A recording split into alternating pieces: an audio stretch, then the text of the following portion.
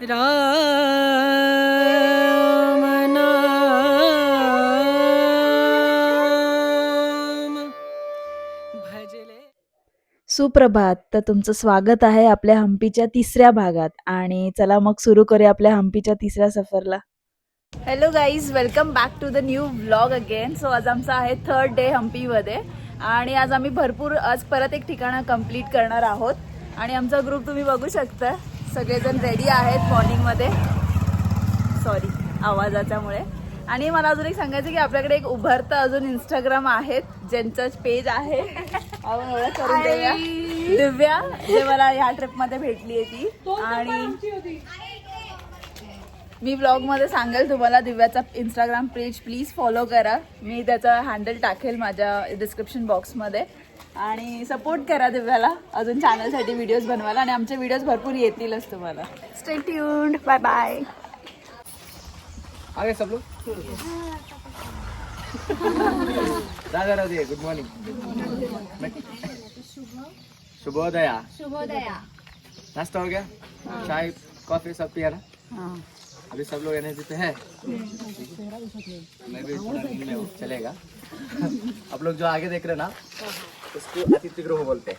Guest house सब है ना.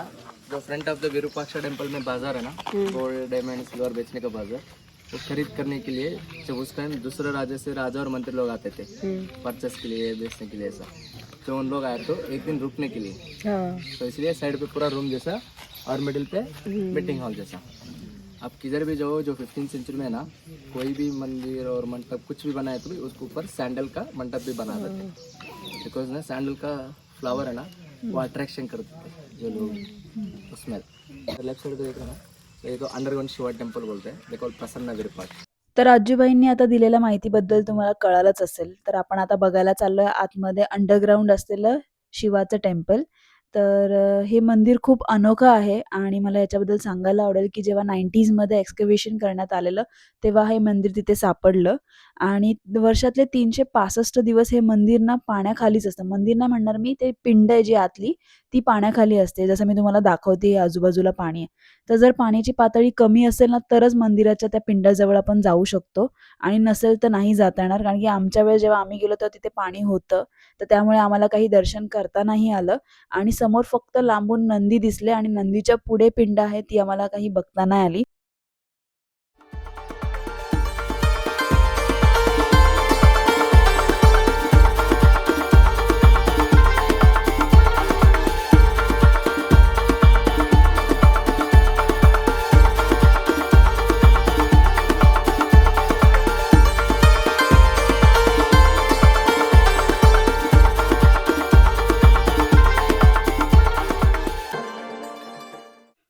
तर आता आपण परत एक हम्पीतल्या नव्या अजूबाला बघायला चाललो आहोत आणि तो म्हणजे राणी आणि महाराणींसाठी बनवलेलं स्नानगृह. तर विशेषतः याची म्हणजे हे 15व्या शतकात सुद्धा असं काहीतरी वेगळं आर्किटेक्चर बनवलं गेलं होतं स्पेशली. आणि ते पण जसं की मी तुम्हाला बोलली की हा जो रॉयल एन्क्लोजर आहे तो फक्त 9 दिवस म्हणजे तो दसऱ्याचा जे 9 दिवस असतात तेव्हाच हा राजा महाराजा वगैरे यूज करत होते, म्हणजे वापरला जात होता तेव्हा हा पॅलेस वगैरे. आणि त्यासाठी स्पेशली हे स्नानगृह पण महाराणींसाठी बनवलं गेलं होतं. जिथे एक असं काइंड ऑफ आत्ताच्या जर आपण शब्दात बोललो तर स्विमिंग पूल छोटासा असा बनवला गेला होता. हा एक खूप सुंदर आर्किटेक्चरल मास्टरपीस आहे आणि आम्ही याला एक्सप्लोर करत करत खूप फोटोज काढलेत आणि खूप सुंदर जागा आहे. Queens bath. दे रे रे ना.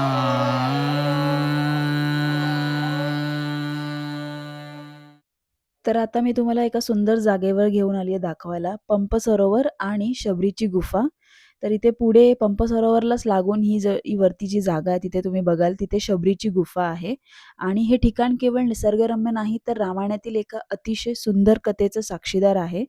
शबरीचं श्रीरामांवर नितांत प्रेम आणि भक्ती होती. प्रभू येणार या आशेने तिने आयुष्यभर वाट पाहिली आणि श्रीराम आल्यावर शबरीने प्रेमाने चाखून पाहिलेले उष्टी फळं प्रभूंना अर्पण केली आणि श्रीरामांनी ती भक्ती पाहून आनंदाने स्वीकारली. ही कथा ना आपल्याला असं शिकवते की देवाला बाह्य दिखावा नाही तर मनापासूनची भक्ती महत्वाची असते. तर आम्हाला आजूबाईकडनं ही स्टोरी समजली आणि तीच मी तुम्हाला शॉर्टमध्ये सांगते. आजही पंपो सरोवरात तीच शांतता आणि तीच भक्ती जाणवते. तर हे ठिकाण खरंच खूप मनाला शांती देणारं आहे. राम नाम भजले राम नाम सुखधाम भजले राम नाम सुखधाम भजले राम नाम सुखधाम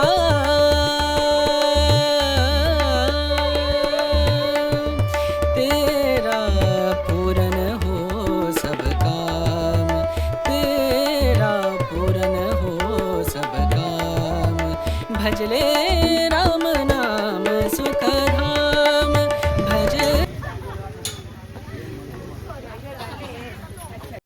तर हे आपण इथे आलो आहोत अंजनाद्री पर्वतावर आणि हे पवित्र अंजनाद्री पर्वत भगवान हनुमानचं जन्मस्थळ म्हणून ओळखलं जातं. असं मानलं जातं की अंजना देवीने याच ठिकाणी तपश्चर्या केली आणि त्यांच्या पुत्ररूपात पवनपुत्र हनुमानांचा जन्म झाला. त्यामुळे हे ठिकाण भक्तांसाठी अतिशय पवित्र मानले जाते.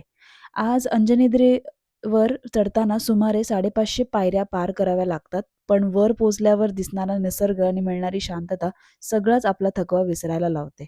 तर चला मी आज तुम्हाला आपल्या हनुमानांचं दर्शन करवते. दमलेत अर्धवट ब्रेक चालू.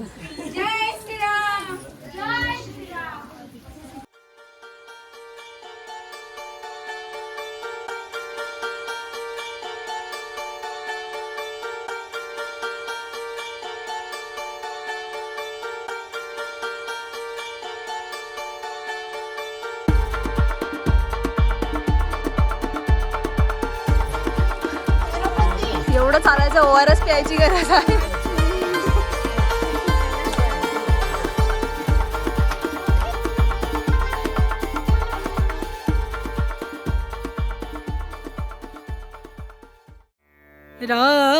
राम नाम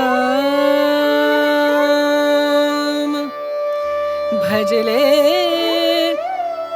राम नाम सुखधाम भजले राम नाम सुखधाम भजले राम नाम सुखधाम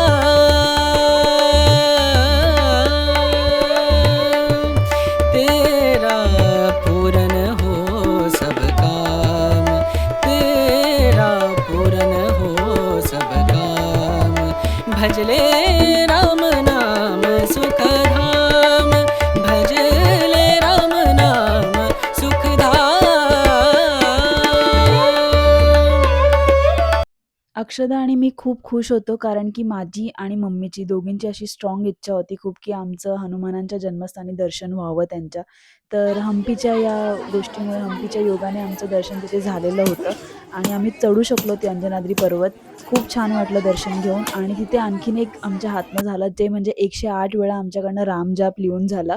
तर ती पण एक वेगळा अनुभव होता आमच्यासाठी आणि वरतून जे हम्पी दिसत होतं ते खरंच खूप सुंदर दिसत होतं आणि मी सगळ्यांना एकदाच सांगेन नक्की की तुम्ही इकडे जाऊन या आणि त्या पर्वतावर गेल्यावर सुद्धा तुम्हाला जाणवेन हनुमानांची जी शक्ती आजूबाजूला ती जाणवेन तुम्हाला.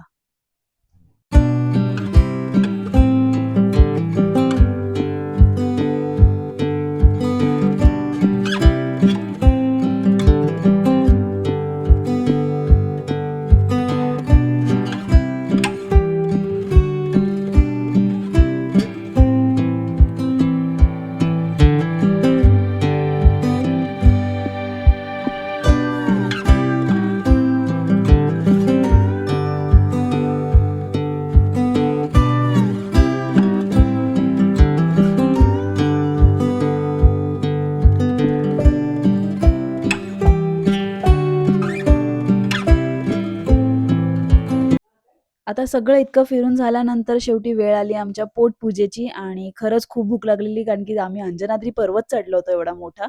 तर त्याच्यानंतर खूप भूक लागल्यानंतर आम्ही आता तिथल्या जवळच्या एका रेस्टॉरंटमध्ये आलो होतो आणि हे रेस्टॉरंट पण फार सुंदर होतं.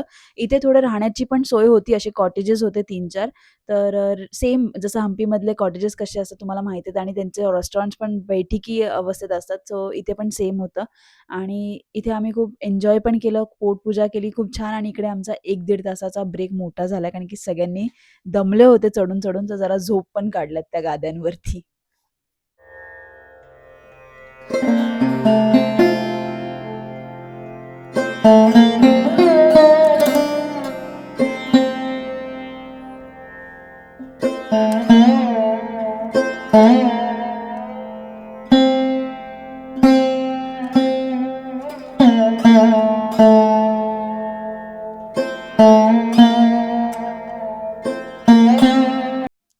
तर आता बऱ्याच तुम्ही गोष्टी बघितल्या आहेत आणि कसा वाटला मला हा व्लॉग तर तुम्ही नक्की सांगा. आणि हां, प्लीज हा इथे संपलेला नाही आहे व्लॉग. अजून पुढे खूप बाकी आहे. हा हम्पीतल्या 3ऱ्या दिवसाचा फर्स्टच पार्ट आहे आणि सेकंड पार्टमध्ये आणखीन खूप गोष्टी दाखवण्यासारख्या आणि तुम्हाला बघण्यासारख्या आहेत. सो नक्की या हम्पी सीरीजमध्ये माझ्यासोबत कंटिन्यू राहा आणि तुम्ही पण याचा आनंद घ्या आणि एंडिंग तर तुम्हाला माहिती आहे काय करायचं आहे. So share, subscribe and like the videos. Thank you.